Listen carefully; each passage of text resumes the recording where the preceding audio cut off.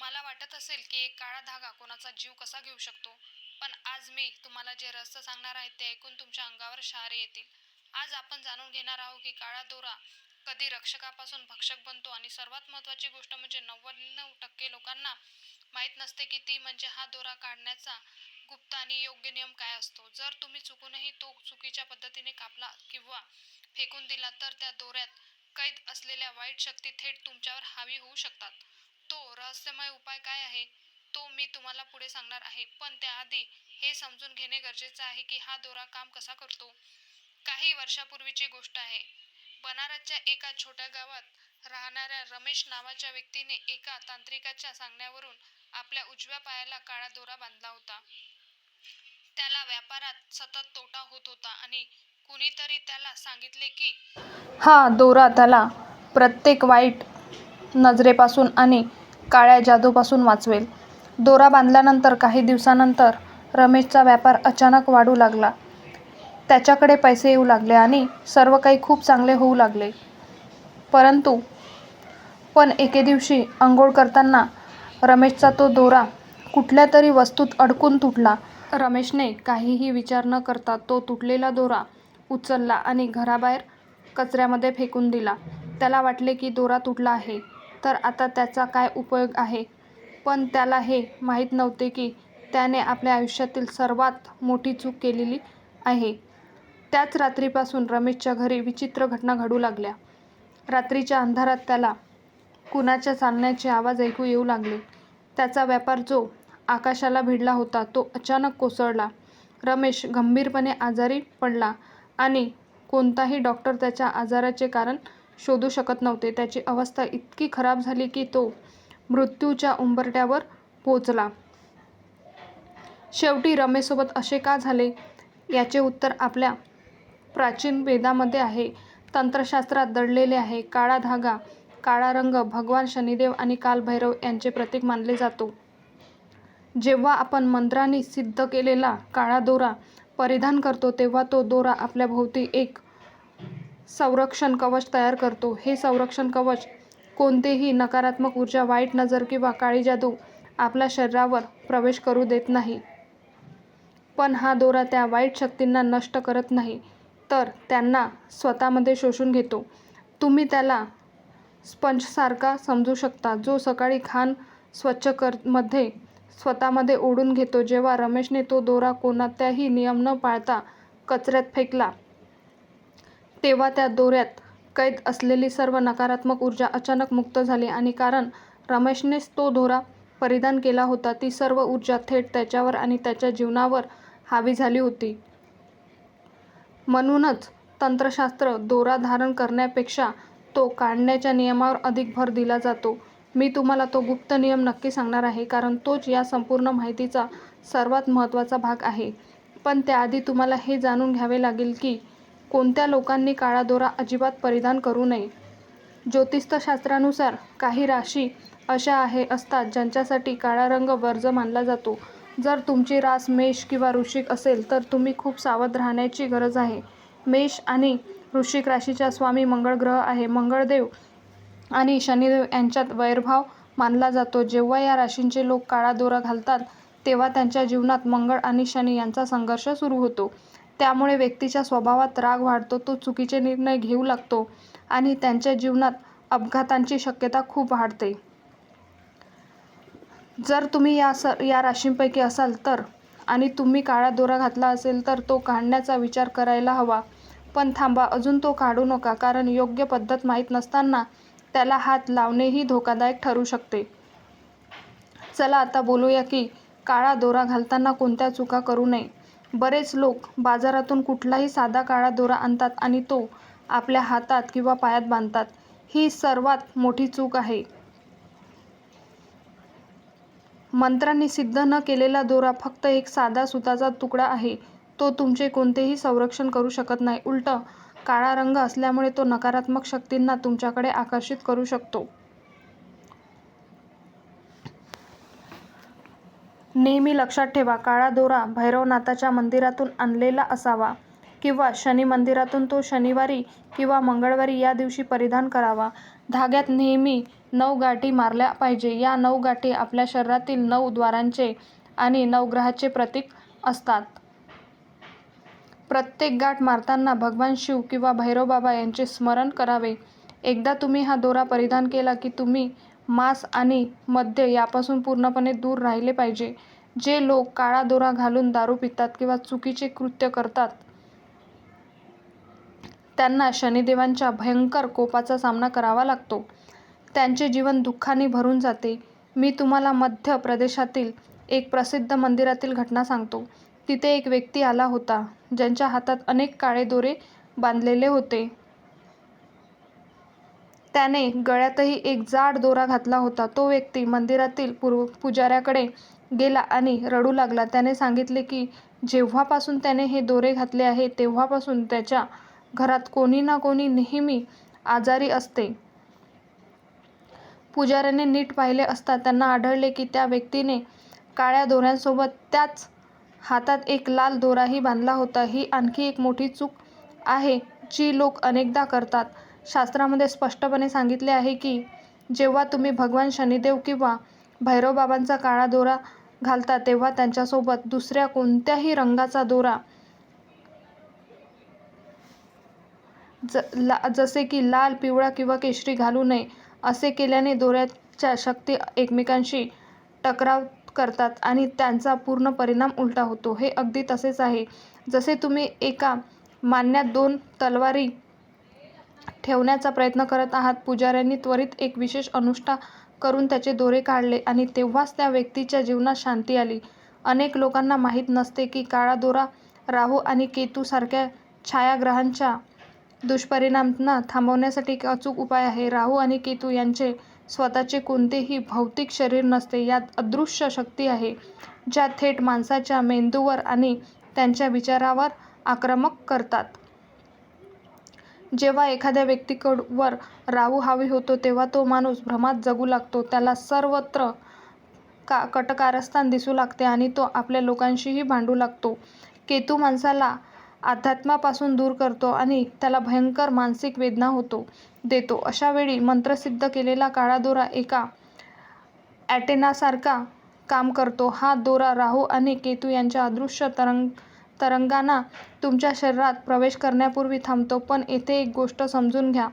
जेव्हा हा दोरा या भयानक शक्तींना थांबवतो तेव्हा त्यांच्या आत खूप जड आणि नकारात्मक ऊर्जा साचू लागते. जर तुम्ही वर्षानुवर्षे तोच एक दोरा घालून ठेवला तर तो दोरा एका वेळानंतर पूर्ण भरून जातो. अगदी जसे पाण्याचं फिल्टर घाणीने भरते तसेच जेव्हा दोरा भरून जातो तेव्हा तो तुमचे संरक्षण करणे थांबवतो. उलट तो स्वतःच्या नकारात्मक ऊर्जेचा स्रोत बनतो. म्हणून दर 6 महिन्यांनी किंवा जास्तीत जास्त एका वर्षात तुमचा काळा दोरा बदलून घ्यावा. आता आपण त्या मुद्द्याकडे जात आहोत ज्याची तुम्ही आतुरतेने वाट पाहतात. दोरा काढण्याचा तो रहस्यमय आणि गुप्त नियम. पण त्याआधी एक छोटासा प्रश्न. तुम्ही कधी लक्ष दिले आहे का की काही लोकांचा काळा दोरा आपोआप तुटतो किंवा त्याचा रंग फिका पडू लागतो? ही काही साधी गोष्ट नाही. जेव्हा तुमचा काळा दोरा रंग सोडू लागतो किंवा अचानक तुटून पडतो तेव्हा याचा सरळ अर्थ असा होतो की त्या दोऱ्याने एखादे मोठे संकट स्वतःवर घेतले आहे. तुमच्यावर येणारी एखादी मोठी आपत्ती त्याने थांबवलेली आहे आणि त्याची संपूर्ण ऊर्जा संपलेली आहे. अशा वेळी तुम्ही तो तुटलेला दोरा कधीही पुन्हा बांधू नये. तो त्वरित विसर्जित करावा. काही लोक आळसामुळे त्याच तुटलेल्या दोऱ्याचा गाठ मारून पुन्हा घालतात आणि असे केल्याने त्या दोऱ्यात अडकलेली मृत्यूसमान वेदनेची ऊर्जा पुन्हा तुमच्या शरीरात जोडली जाते. तर शेवटी तो गुप्त नियम काय आहे? जर तुम्हाला तुमचा काळा दोरा बदलायचा असेल किंवा काही कारणास्तव तो कायमचा काढायचा असेल तर तुम्ही काय करावे? नीट ऐका, कारण ही माहिती तुम्हाला दुसरीकडे कुठेही मिळणार नाही. सर्वात पहिली गोष्ट, काळा दोरा कधीही कात्रीने किंवा ब्लेडने कापू नये. होय, तुम्ही अगदी बरोबर ऐकलंय. धातूचा स्पर्श दोऱ्यांची ऊर्जा दूषित करतो. लोखंड किंवा स्टीलचा वापर केल्याने दोऱ्यात कैद असलेल्या शक्ती त्वरित उग्र होतात. तो नेहमी आपल्या हातांनीच सोडवावा. जर गाठ खूप घट्ट असेल आणि ती उघडत नसेल तर तुम्ही त्यावर थोडेसे मोहरीचे तेल लावू शकता. तेव्हा तेल लावल्याने गाठ मऊ होईल आणि तुम्ही ती सहज उघडू शकाल. दोरा काढण्याचे काम नेहमी शनिवारी सूर्यास्तानंतरच करावे. दिवसा उजेडात तो कधीही काढू नये, कारण सूर्यप्रकाशात नकारात्मक शक्ती सक्रियपणे काम करत नाहीत. पण गोधुळी, बेला किंवा रात्रीच्या वेळी त्यांच्या शांत करून निरोप देणे सर्वात सुरक्षित असते. दोरा सोडवताना तुमचे तोंड दक्षिण दिशेला असावे. दक्षिण दिशा यमराज आणि पितरांची दिशा मानली जाते. दोरा सोडवताना तुम्ही मनोमन भगवान भैरव किंवा शनिदेवांना प्रार्थना करावी की, हे प्रभू, या दोऱ्याने जितका काळ माझे रक्षण केले त्याबद्दल मी तुमचा आभारी आहे. आता मी याला सन्मानपूर्वक निरोप देत आहे. कृपया पुढेही माझे रक्षण करत राहा. दोरा सोडवल्यानंतर तो कधीही जमिनीवर ठेवू नये. तो थेट पिंपळाच्या पानावर ठेवावा. पिंपळाच्या झाडात सर्व देवतांचे वास्तव मानले जाते आणि त्यामध्ये नकारात्मकता शोषून घेण्याची अद्भुत क्षमता असते. आता त्या दोऱ्यावर थोडेसे सिंदूर आणि एक लवंग ठेवावी. त्यानंतर त्या पिंपळाच्या पानांना गुंडाळून एखाद्या वाहत्या नदीत किंवा कालव्यात विसर्जन करावे. जर तुमच्या आसपास नदी नसेल तर तुम्ही तो एखाद्या जुन्या पिंपळाच्या झाडाच्या मुळाशी माती खणून पुन्हा पुरू शकता. पण लक्षात ठेवा, असे करताना कोणी तुम्हाला पाहू नये आणि मागे वळून अजिबात पाहू नका. मागे वळून पाहिल्यास निरोप दिलेली ऊर्जा पुन्हा तुमच्या मागे येऊ शकते. जेव्हा तुम्ही या पद्धतीने दोरा काढता तेव्हा त्या दोऱ्यात साचलेली सर्व नकारात्मक ऊर्जा सुरक्षितपणे पुन्हा निसर्गात विलीन होते. ती तुम्हाला किंवा तुमच्या कुटुंबाला कोणतीही हानी पोहोचवू शकत नाही. आता विचार करा, रमेशने किती मोठी चूक केली होती. त्याने आपल्या शरीराचे रक्षण करणाऱ्या कवच तसेच कचऱ्यात फेकून दिले होते. त्याची किंमत त्याला आपल्या विनाशाच्या रूपाने चुकवावी लागली. ही फक्त एक कथा नाही, हे तंत्रविद्येचे एक अतिशय गूढ तत्त्व आहे. आपल्या शरीराच्या संपर्कात जी कोणतीही वस्तू दीर्घकाळ राहते ती आपल्या आभाळमंडळाचा म्हणजेच आपला एक भाग बनतो. जेव्हा आपण ती वस्तू शरीरापासून वेगळी करतो तेव्हा आपली ऊर्जा देखील तिच्यापासून वेगळी करावी लागते. जर आपण अचानक त्या नात्याला तोडले तर आपल्या आभाळमंडळ एक भोग तयार होते जिथून कोणतीही आजारपण किंवा वाईट शक्ती आपल्या शरीरात प्रवेश करू शकते. काही लोक असेही विचारतात की मुलांना काळा दोरा कसा बांधावा. लहान मुलांना वाईट नजर लवकर लागते कारण त्यांचे आभाळमंडळ खूप नाजूक आणि पवित्र असते. मुलांना नजरेपासून वाचवण्यासाठी त्यांच्या उजव्या पायात किंवा कमरेला काळा दोरा बांधला जातो. पण मुलांच्या बाबतीत एक विशेष गोष्ट लक्षात ठेवावी लागते. मुलांच्या दोऱ्यात कधीही कोणतीही ताईक किंवा जड धातू बांधू नये. मुलांचे शरीर इतकं जड ऊर्जा सहन करू शकत नाही. त्यांच्या बाबतीत फक्त भैरव मंदिरात स्पर्श केलेला एक साधा रेशमी काळा दोरा पुरेसा असतो. आणि हो, मुलांचा दोरा दर 6 महिन्यांनी बदलावा, कारण जसे जसे मूल वाढते तसे तसे त्यांच्या आसपास ऊर्जा देखील बदलते. जुना दोरा खूप नकारात्मकता शोषून घेतो, म्हणून तो वेळोवेळी काढून नवीन दोरा बांधणे अत्यंत आवश्यक आहे.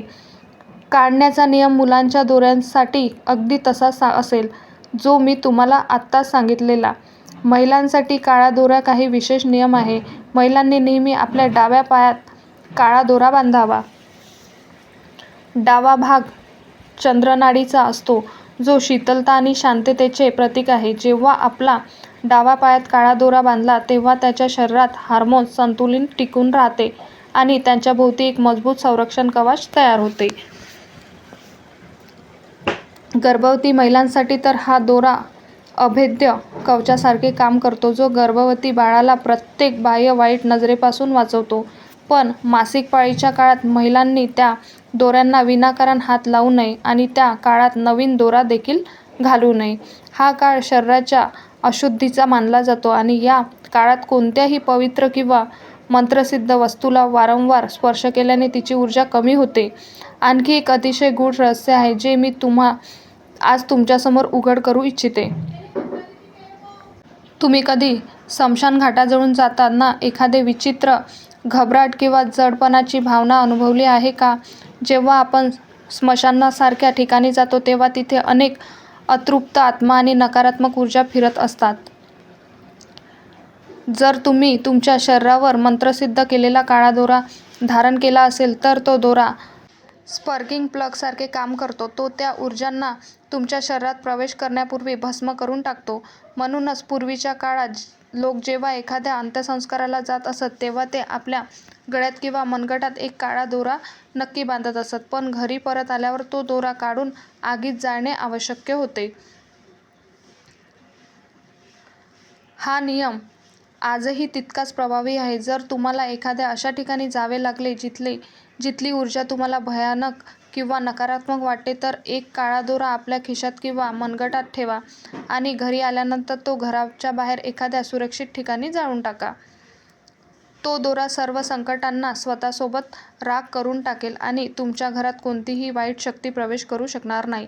तंत्रशास्त्र हा काही अंधविश्वास नाही, हे ऊर्जेचे विज्ञान आहे. ऊर्जा ना निर्माण करता येत ना कधी नष्ट करता येत. तिला फक्त एका रूपातून दुसऱ्या रूपात बदलता येते. काळा दोरा हाही या ऊर्जेचा विज्ञानातील एक छोटासा पण अत्यंत शक्तिशाली साधना आहे. त्याचा योग्य उपयोग तुम्हाला जीवनात खूप पुढे घेऊन जाऊ शकतो. तो तुम्हाला सर्व प्रकारच्या अडथळ्यांपासून वाचवू शकतो. पण त्याचा चुकीचा उपयोग किंवा त्याच्या नियमांचे उल्लंघन तुम्हाला भयंकर संकटातही टाकू शकतो. या आधुनिक युगात आपण या प्राचीन विज्ञान विसरत चाललेलो आहोत आणि याच कारणामुळे आपल्या जीवनात इतक्या समस्या आणि आजार वाढत आहे. आपण महागातल्या महाग औषधांचा वापर करतो, मोठ्या मोठ्या डॉक्टरांकडे जातो, पण अनेकदा आपल्या समस्येचे समाधान औषधात नसून आपल्या शरीराची ऊर्जा शुद्ध करण्यात असते. ही माहिती तुम्हाला घाबरवण्यासाठी दिलेली नाही तर तुम्हाला जागरूक करण्यासाठी दिलेली आहे, जेणेकरून तुम्ही नकळत अशी कोणतीही चूक करू नका जी तुमच्या किंवा तुमच्या कुटुंबासाठी दुःखाचे कारण बनेल. म्हणून आता जेव्हा तुम्ही कोणाला काळा दोरा घातलेला पाहाल किंवा स्वतः घातलेला, तेव्हा या दोऱ्याची खरी ताकद आणि त्याच्याशी संबंधित सर्व गुप्त नियम नेहमी लक्षात ठेवा. आज आपण येथे जे काही जाणून घेतले आहे ते आपल्या ऋषीमुनींच्या हजारो वर्षांच्या तपश्चर्या आणि संशोधनाचा परिणाम आहे. त्याला हलक्यात घेणे ही मोठी चूक ठरू शकतो. आपल्या शरीराची, आपल्या ऊर्जेची आणि आपल्या जीवनाची रक्षा करणे हे आपल्या स्वतःच्या हातात आहे. फक्त गरज आहे ती योग्य ज्ञानाची आणि योग्य पद्धतीची. मला आशा आहे की आजही ही गूढ माहिती तुमच्या जीवनात सकारात्मक बदल घडवून आणेल आणि तुम्हाला सर्व प्रकारच्या अदृश्य संकटांपासून सुरक्षित ठेवेल. जर तुम्ही या नियमांचे पूर्ण श्रद्धेने आणि विश्वासाने पालन केले तर जगातील कोणतीही वाईट शक्ती, कोणताही काळा जादू किंवा कोणतीही वाईट नजर तुमचे केसही वाकडे करू शकणार नाही. शेवटी एकच लक्षात ठेवा, कोणतीही वस्तू शक्तिशाली नसते. शक्ती असते आपल्या श्रद्धेत, आपल्या नियतीत आणि आपल्या योग्य आचरणात. काळा दोरा असो किंवा कोणतीही पवित्र गोष्ट, तिचा परिणाम तिच्या नियमांमध्ये आणि आपल्या विश्वासांमध्ये दडलेला असतो. ज्ञानाशिवाय केलेली कृती अंधाराकडे घेऊन जाते, पण योग्य ज्ञान आणि योग्य विधी तुमच्या जीवनाभोवती एक अभेद संरक्षण कवच तयार करू शकतात. म्हणून घाबरू नका, पण जागरूक राहा. अंधविश्वास करू नका, पण परंपरेतील तत्त्व समजून घ्या. तुमची ऊर्जा शुद्ध ठेवा, मन शांत ठेवा आणि श्रद्धा दृढ ठेवा, कारण खरी रक्षा बाहेरच्या दोऱ्यात नसून तुमच्या आतल्या शक्तीत आहे. जर तुम्हाला हा माहितीपूर्ण व्हिडिओ आवडला असेल, व्हिडिओतील माहिती उपयुक्त वाटली असेल तर व्हिडिओला एक लाईक करून कमेंटमध्ये श्री स्वामी समर्थ नक्की लिहा.